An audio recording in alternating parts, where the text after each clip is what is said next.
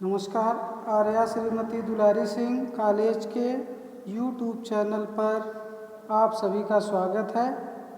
मैं आपको BEd second semester में फोर्थ पेपर पर्यावरण शिक्षा विषय में प्राकृतिक आपदाएं, भूकंप व ज्वालामुखी आपदा पर अध्ययन किया था।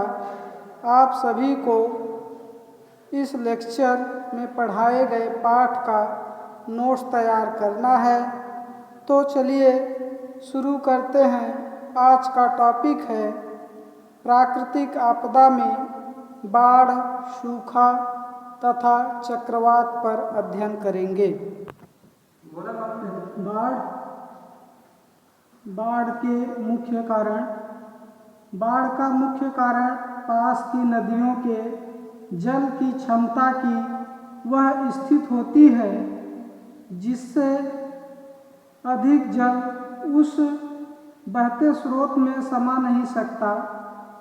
तब नदी के पानी की सतह धीरे धीरे पास के मैदानी भाग पर एकत्रित हुए जल के समान हो जाता है।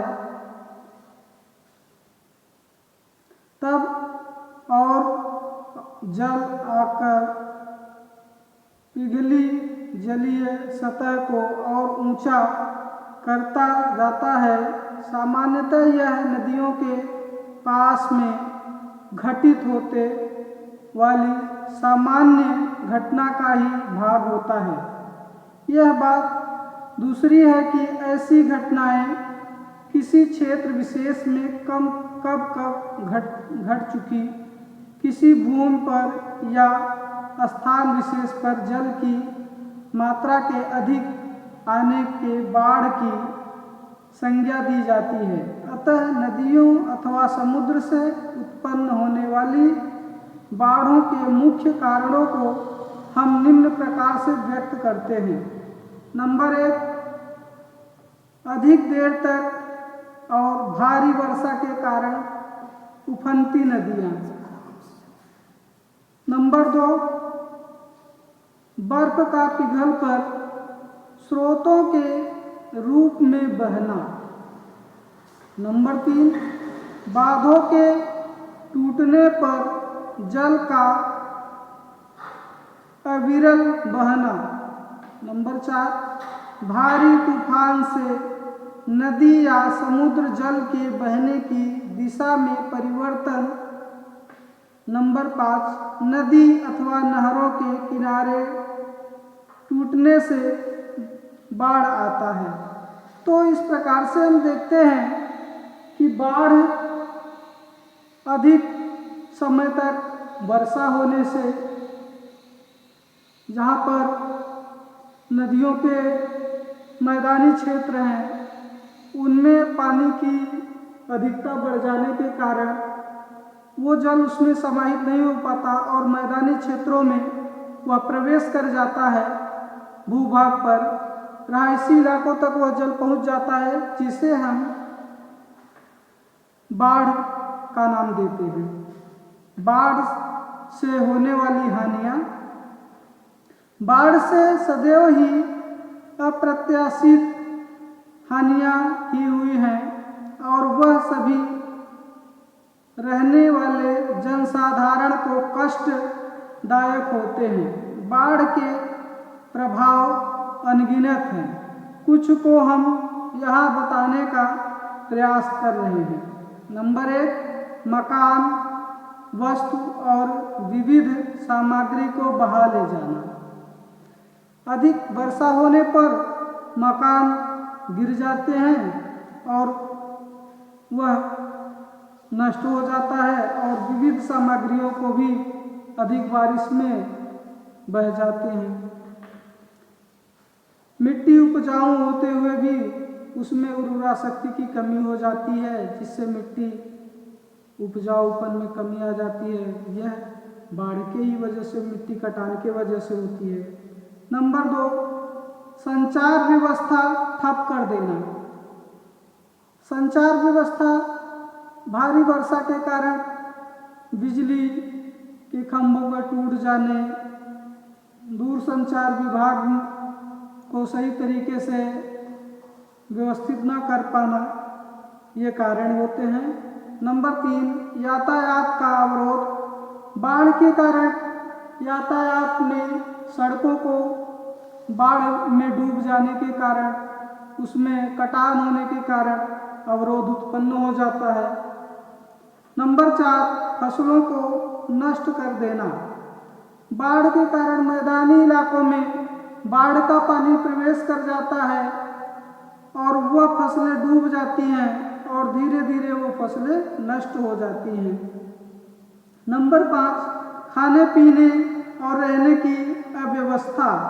खाने पीने रहने की अव्यवस्था बाढ़ के कारण होने लगता है, जिससे दूर के क्षेत्रों, शहरों के संपर्क, गांव के संपर्कों से टूटने लगते हैं, जिससे मार्गों के द्वारा जो वस्तुएं गांवों तक पहुंचती हैं, नगरों तक पहुंचती हैं, वो रास्ते बंद होने के कारण रुक जाते हैं। इस कारण से खाने पीने की अव्यवस्था होने लगती है। चिकित्सा सुविधा का अभाव। चिकित्सा सुविधा का अभाव बाढ़ के कारण होने लगता है, जिससे बीमारी बाढ़ के कारण बैक्टीरिया, वायरस, ये बैक्टीरिया जल के कारण हमारे नज़दीक तक, रहायशी इलाकों तक अधिक मात्रा में पहुंच जाते हैं, जिससे बीमारी फैल जाती है और इससे निजात पाने के लिए हम डॉक्टर तक जाते हैं, मगर वो व्यवस्था हमें पूरी तरीके से मिल नहीं पाती है, इसलिए हमें इससे भी हानिकारक प्रभाव मिलते हैं। बाढ़ से मुख्य 2 प्रकार की हानियां होती हैं, जिनमें नंबर 1 है प्रत्यक्ष हानियां, नंबर 2 अप्रत्यक्ष हानियां। अग्र प्रकार सूचीबद्ध किया जा सकता है। प्रत्यक्ष हानियां, प्रत्यक्ष हानि का मतलब होता है कि जो हमें दिखाई दे हानि। तो नंबर 1 है प्रत्यक्ष हानियों में फसलों की हानियां, विशेषतः खड़ी फसलों का जलमग्न हो जाना, कटी फसलों का बह जाना, काला पड़ जाना, यह इस प्रकार से हानियां हैं फसलों की। नंबर 2, उपयोगी वस्तुओं की हानियां, मकान, भवन, रेल, सड़क, पुल, कारखाने, गोदाम के सामान का नुकसान होना। तो इस प्रकार से जल के बहाव के कारण मकान का ढहना, रेल की पटरियों का बह जाना, सड़क के पुल को टूट जाना, कारखानों में पानी जमा हो जाना, गोदामों में पानी भर जाना। तो इस प्रकार से यह हमें जो वहाँ के सामग्री हैं, वस्तुएं हैं, वो सब नष्ट हो जाती हैं। नंबर 3, पशुधन की हानि। अनेक पशुओं की अचानक मौत, उत्पाद में कमी और उनको रखने की स्थान का अभाव होता है। तो हम देखते हैं कि पशुधन की हानि होती है, अचानक उनकी मौत हो जाती है और खाद्यान्न को रखने के अभाव हो जाते हैं उन्हें। विविध हानियां। इस श्रेणी में नंबर 1, प्रभावित व्यक्ति, पशु और सामान की रक्षा और सुरक्षा। नंबर 2, बचाव सहायता की व्यवस्था। नंबर 3, बाढ़ की स्थिति से जूझना। नंबर 4, भोजन व चिकित्सा की व्यवस्था। नंबर 5, जलाशय, नदियाँ, बांध की तत्काल मरम्मत। नंबर 6, संचार व आवागमन की सुविधा आदि। तो इस प्रकार से हम देखते हैं कि इन विधि हानियों के द्वारा हम यह निर्णय लेते हैं कि हमें क्या आवश्यक है, क्या बचाव करने हैं इस समय। नंबर 2, अप्रत्यक्ष हानियाँ। अप्रत्यक्ष हानियाँ जो दिखाई न दे। इस श्रेणी में अनगिनत बिंदु सम्मिलित किए जा सकते हैं, जिनमें नंबर 1 मनुष्य व पशुओं का जीवन, 2 सामाजिक सुरक्षा, नंबर 3 खान पान की वस्तुओं का अभाव, नंबर 4 शिक्षण संस्थाओं का वैकल्पिक उपयोग, नंबर 5 चिकित्सकों का अभाव व आवश्यक दवाइयों का न मिल पाना आदि प्रमुख है। तो इस प्रकार से यह अप्रत्यक्ष हानियां हैं। बाढ़ नियंत्रण के उपाय। बाढ़ को हम किस प्रकार से नियंत्रण कर सकते हैं, उसके कुछ उपाय हैं। बाढ़ नियंत्रण के लिए कुछ सुझावों की अभिशंसा की गई है। यद्यपि इससे बाढ़ों को पूर्ण रूप से रोका तो नहीं जा सकता, परंतु इनकी विकरालता में कमी अवश्य लाई जा सकती है। इनको निम्न प्रकार से व्यक्त किया जा सकता है। नंबर 1 अधिक भूमि में खेती करिए और अधिक पेड़ लगाएं। नंबर 2 पहाड़ी क्षेत्रों के जल निष्कासन क्षेत्र में आवासीय कॉलोनियों अथवा भारी निर्माण न कराएं। नंबर 3 जल निष्कासन व्यवस्था को पुख्ता करिए। नंबर 4 अधिक जल बहाने की संभावना वाले क्षेत्रों में बांधों का निर्माण करिए। नंबर 5 समुद्र तट के सहारे बड़ी बड़ी दीवारें ज्वार से आने वाली बाढ़ों को रोक लेती हैं। बाढ़ से ग्रसित लोगों की दशा बहुत ही शोचनीय और दयनीय हो जाती है। वह हर प्रकार से सामर्थ्य होने पर भी असमर्थ और असहाय जैसा ही महसूस करता है।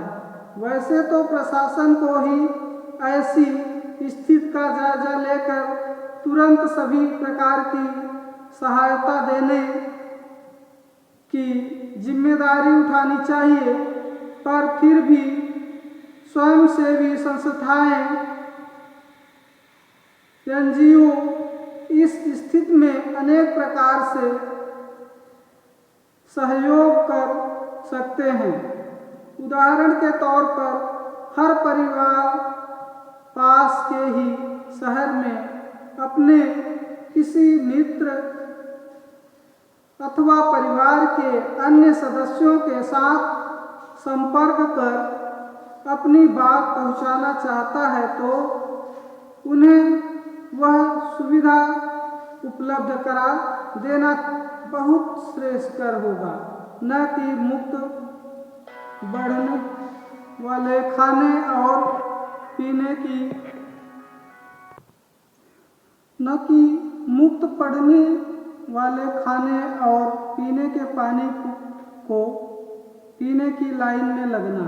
तो इस प्रकार से अगर हम किसी की सहायता कर देते हैं तो वो अपने परिवार तक, मित्र तक पहुंच जाता है, तो वह उस संकट से उबर जाता है और अपने को संतुलित कर लेता है और वहाँ रहने पर उसे कुछ ना कुछ समस्याएं उपलब्ध रहती हैं। कितनी भी सरकार द्वारा वहाँ बचाव कार्य किए जा रहे हों और भोजन पानी की व्यवस्था की जा रही हो, दिक्कतें वहाँ उत्पन्न रहती हैं।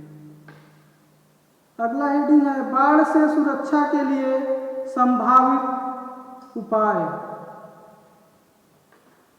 प्रभावित लोगों को ऊंचे स्थानों पर ले जाएं। नंबर 2 लोगों के सामान की यथा संभव सुरक्षा करें और उन्हें संबंधित व्यक्तियों तक पहुंचा दें। खाने को, भोजन और पीने के स्वच्छ पानी की व्यवस्था करें। नंबर 4 चिकित्सीय सुविधा उपलब्ध कराएं। नंबर 5 बाढ़ के स्थान पर उचित प्रकाश का होना अति आवश्यक है। नंबर 6, लोगों को अन्यत्र सुरक्षित स्थानों पर पहुंचाने हेतु नाव आदि का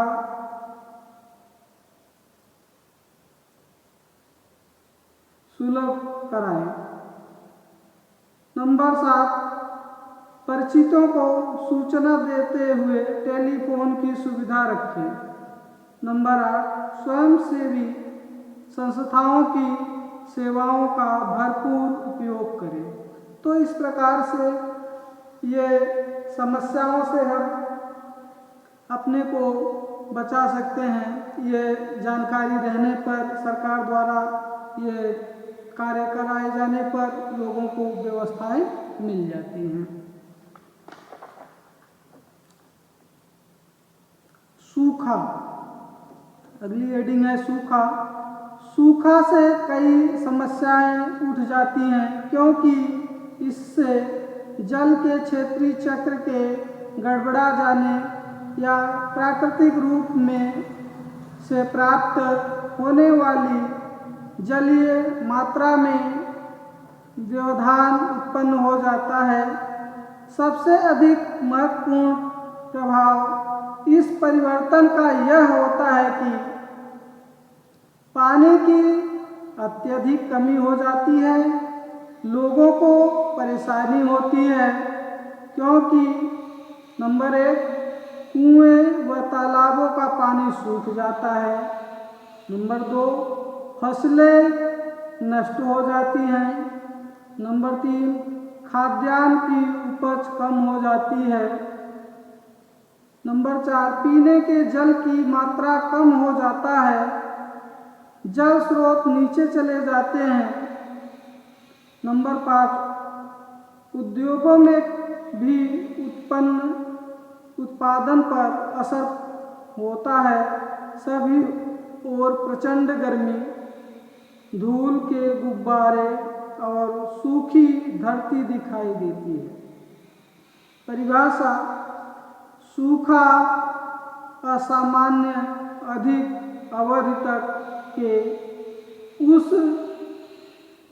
शुष्क मौसम को कहते हैं जहां वर्षा का अभाव रहता है।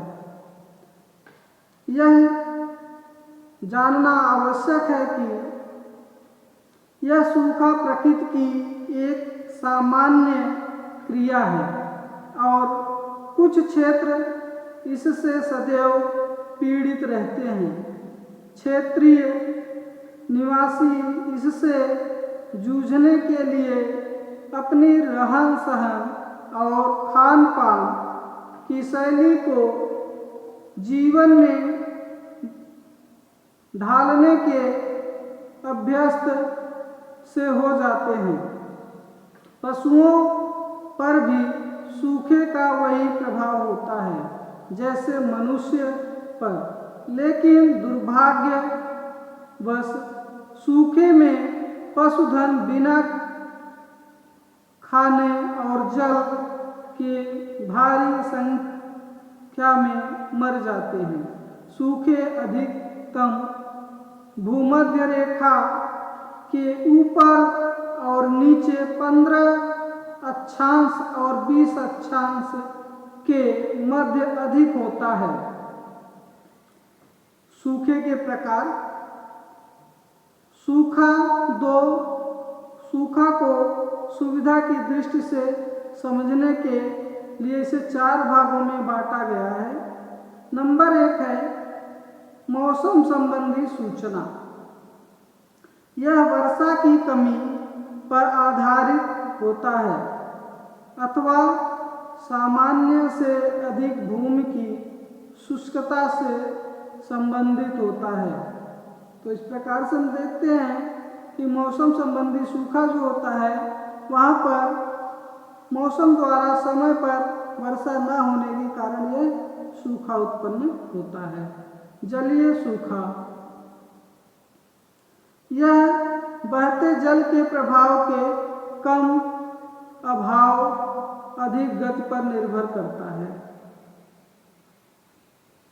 कृषि संबंधी सूखा: यह मिट्टी की आर्द्रता की कमी बताता है। मिट्टी में आर्द्रता नमी जिसे हम कहते हैं उसकी कमी हो जाती है, मिट्टी में दरारें आ जाते हैं, मिट्टी फट जाती है और जिसमें वाष्पीकरण अधिक मात्रा में होकर के उस भूभाग में अधिक मात्रा में सूखा उत्पन्न होता है। अकाल संबंधी सूखा, यह अन्न की कमी प्रदर्शित करती है, जल की कमी को भी बताता है। अलग अलग क्षेत्रों में अलग अलग प्रकार से सूखा को नाम दिए जाने से व्यवहारिक रूप से कोई अंतर नहीं होता है। जब सूखा होता है तो उपरोक्त सभी पद सामान्यतः एक साथ घटित होते हैं। सबका सार यही है कि सूखे में पानी की कमी से हर स्थिति प्रभावित और संकटमय हो जाता है। तो इस प्रकार से सूखे के कारण हम सूखे को कई नामों से जानते हैं, मगर कारण वही होता है कि पानी की कमी। तो इसे हम यह कह सकते हैं कि पानी की कमी के कारण ही सूखा उत्पन्न होता है। सूखे के प्रभाव नंबर 1 है जैविक उत्पादन में कमी। जैसे हमने बात किया कि धरातल में वाष्पीकरण की जब धरती नमी को नष्ट हो जाती है, धरातल फटने लगती है, तो वाष्पीकरण की मात्रा बढ़ जाती है, जिससे जैविक उत्पादन में कमी हो जाती है, जैविक शक्ति उसमें कम हो जाती है। नंबर 2 है आग लगने की अधिक संभावना। मैदानी क्षेत्रों में, बगीचों में और जंगलों में हम देखते हैं कि वर्षा न होने के कारण वहाँ पर किसी प्रकार से मनुष्य द्वारा या फिर आकाशीय बिजली गिरने के कारण या अन्य किसी कारणवश वहाँ पर आग पहुँचने से अधिक संख्या में हानि होती है, जिससे आग वहाँ लग जाती है। नंबर 3 जल स्तर का गिरना। जल स्तर के गिरने से धरातल की नमी निरंतर कम होती चली जाती है। नंबर 4 पशु और वन्य जीवों के अधिक मरने की आशंका। जल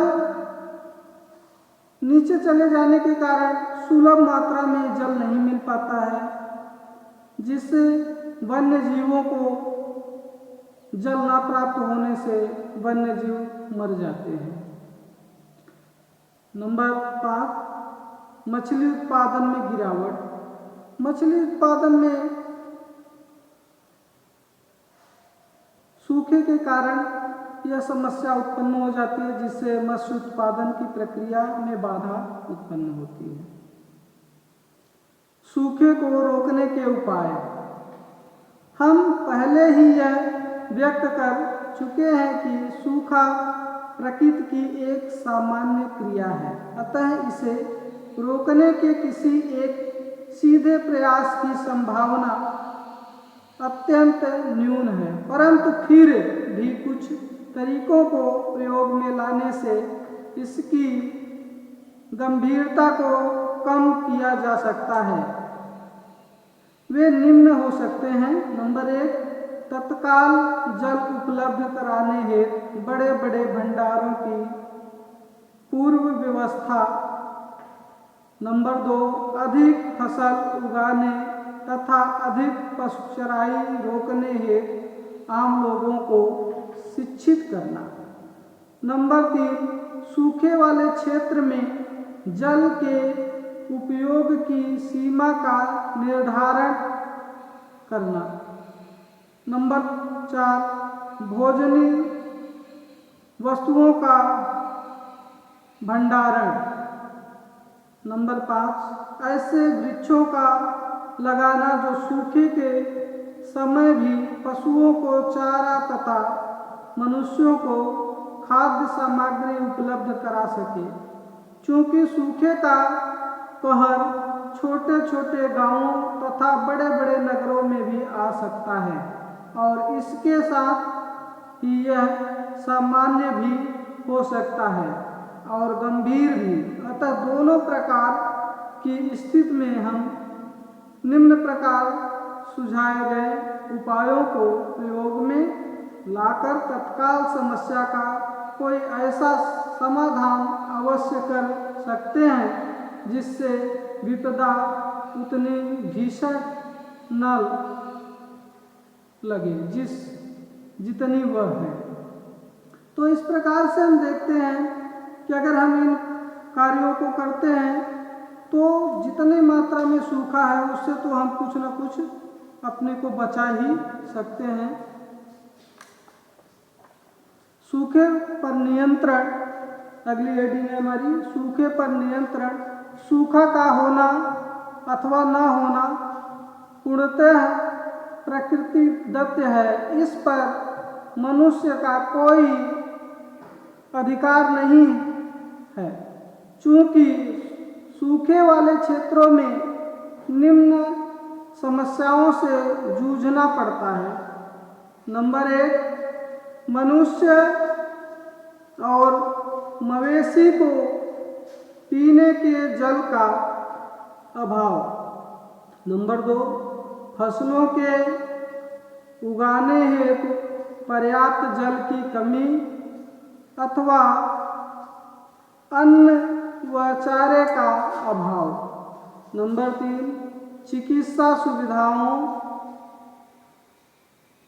का न मिल पाना। नंबर 4, रोजगार के न होने से मानव श्रम का व्यर्थ हो जाना। अतः प्रशासन व स्वयंसेवी संस्थाओं को इनकी यथासंभव पूर्ति करने के प्रयास किए जाने चाहिए। तो इस प्रकार से हम देखते हैं कि इन समस्याओं से हमें किस प्रकार से नियंत्रण करना है। और आगे देखते हैं नंबर 1, कुओं की गहराई बढ़ाना और नए नलकूपों का निर्माण करना। नंबर 2, पुराने तालाबों, बाड़ियों और जल भंडारों क्षेत्रों का सुरक्षित रखाव। नंबर 3, अन्न का पर्याप्त संग्रह। नंबर 4, कृत्रिम वर्षा की व्यवस्था के प्रयास। नंबर 5, रोजगार के साधनों की योजना और उसका क्रियान्वयन। नंबर 6, आवश्यकता पड़ने पर अन्न और की आपूर्ति। नंबर 7, आपातकाल में लोगों और मवेशी को पलायन की व्यवस्था करना। तो इस प्रकार से अगर बहुत नियंत्रण में हमारे नहीं आ रहा है तो वहाँ से आपातकाल में हमें वहाँ से लोगों को एक सुरक्षित स्थान पर लोगों को पहुँचा देना चाहिए। तो अगला हमारा टॉपिक चक्रवात चालू हो रहा है। चक्रवात एक ऐसा तेज तूफान होता है जिसमें वायु तेजी से घड़ी की दिशा में घूमती है। इसमें वायुमंडल में निम्न दबाव का क्षेत्र बनता है, जबकि वायु एक कुंडलीदार रूप में अंदर की ओर घूमने लगती है। वायु वेग इतना अधिक होता है कि यह अपने समस्त प्रभावित क्षेत्रों की वस्तुओं को अपने आप में समेटकर उन्हें या तो छिन्न भिन्न कर देती है या नष्ट कर देती है। यह इतने विशाल हो सकते हैं कि यूएसए के समय समस्त पृथ्वी क्षेत्र के आधे से भी अधिक भाग को प्रभावित कर सकता है। प्रायः इनकी स्थिति भूमध्य रेखा से 30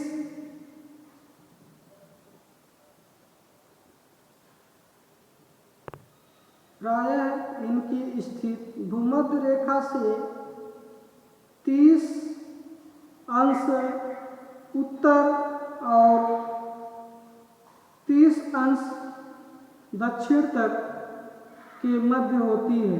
विशेषतः यही है कि ये 5 अंश उत्तर और दक्षिण के मध्य नहीं बन पाते, क्योंकि इनके बनने में जो वायुमंडल की अनुकूलतम मिलनी चाहिए वह नहीं मिल पाती है। इस कारण से यह चक्रवात उत्पन्न होते हैं। नंबर 1, वायुमंडलीय दाब केंद्र में सबसे कम होता है। नंबर 2, उत्तरी गोलार्ध में वायुकुंडलीदार आकृति में केंद्र की ओर घड़ी की दिशा में घूमती है, जबकि दक्षिणी गोलार्ध में वायु घड़ी की विपरीत दिशा में कुंडली की आकार आकृति में घूमती है। तब भी यह केंद्र मुखी की रहती है। इन बड़े बड़े चक्रवातों को उनकी विशेष स्थिति और प्रकार के कारण अलग अलग नाम दे दिए हैं। टॉरंटो जब तेज या चक्रमण तूफान का केंद्र कोई बादल हो और एक कीप की शक्ल में वायुकुंडली में तेज गति से चलती है। नंबर 2, हरिकेन्स और टाइफून्स। उष्णकटिबंधीय क्षेत्रों में गर्म महासागरीय जल क्षेत्र के ऊपर बनने वाले बड़े बड़े तूफान कहे जाते हैं। जब ये पश्चिमी द्वीप समूह और पूर्वी प्रशांत महासागर क्षेत्र में बनते हैं तो इन्हें हरिकेन कहा जाता है, और यदि इसका क्षेत्र पश्चिमी प्रशांत महासागर होता है तो इसको टाइफून के नाम से संबोधित करते हैं। ये दोनों प्रकार के चक्रवात प्रचंड वायुवेग 300 किमी प्रति घंटा से भी अधिक के होते हैं। ये भारी वर्षा, तेज बिजली की चमक, घनघोर वर्षा, ये चक्रवात 300 से ऊपर 320 से 480 किलोमीटर की विस्तृत क्षेत्र तक के होते हैं। तो आज का टॉपिक हम यहीं तक रखते हैं। अगली टॉपिक में हम नेक्स्ट टॉपिक में हिमपात लेकर के उपस्थित होंगे। तब तक के लिए धन्यवाद।